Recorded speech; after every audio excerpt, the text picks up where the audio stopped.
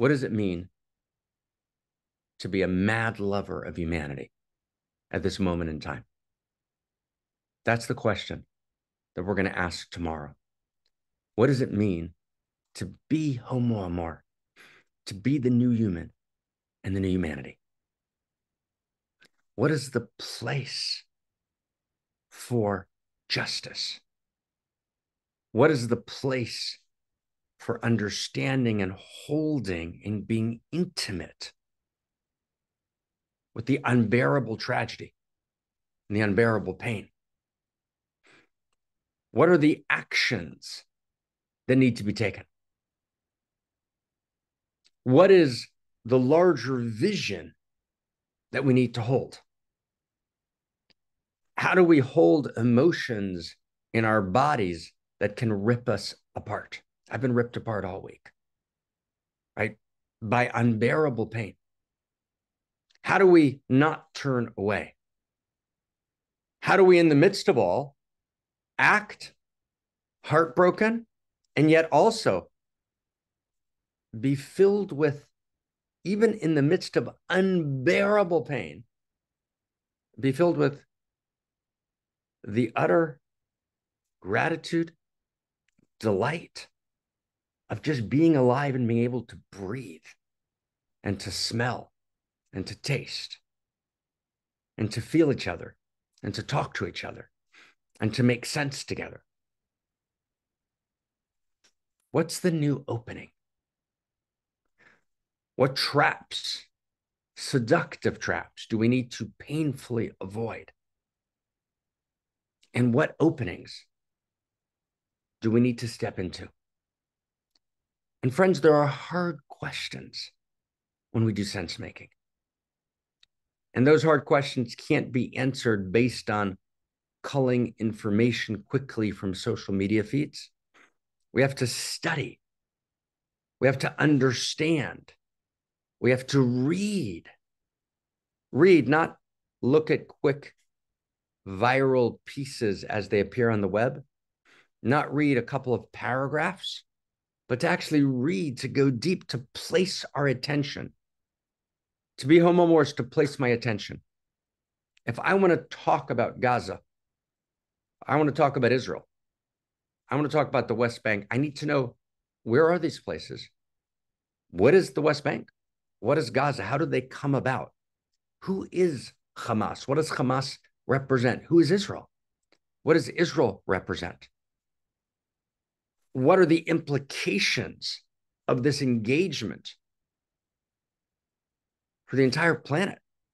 What are the implications of this engagement for she, for goodness, for truth, for beauty, for the future? There's no split between Israel and the United States. There's no split between Gaza and the United States, or Sweden, or France, or South America, or Australia. It's one world. It's one heart. It's one breath. Our capacity at this moment to make distinctions, our capacity to hold a larger vision is absolutely critical. There was a moment before World War II when Neville Chamberlain was the Prime Minister of Great Britain, and he spoke in very lofty terms about what it would mean to make peace with what was then the Nazi regime. And Hitler had then taken Sudetenland from Czechoslovakia, and Chamberlain moved to create peace in Europe. But of course, that movement to create peace caused a carnage, a devastation, a horror that took tens and tens and tens of millions of lives. And it took Churchill, Winston Churchill, in Great Britain to take the helm of that particular ship of state and steer it in the right direction. What's the nature of this moment? Is this a Neville Chamberlain moment? Is this a Churchill moment? Or is it neither? Is that a completely irrelevant analogy? Is this an entirely new moment that requires an entirely new way of feeling, a new way of thinking that includes justice, that includes integrity, and that holds a larger view. How do we act with a shattered heart from a place of the deepest, most radical, most fierce love? That's what we have to talk about tomorrow. That's what it means to be Homo Amor, to not turn away, to look deeply in. I'm at my son's bar mitzvah right now. So I'm taking a couple of seconds before going downstairs for pictures. I think Mariana's probably a little upset because I'm probably late for pictures, which is not good at a bar mitzvah. I'm talking to y'all, but I want to be talking to you. So I'm gonna finish now so I can make pictures on time. So I'm at a bar mitzvah.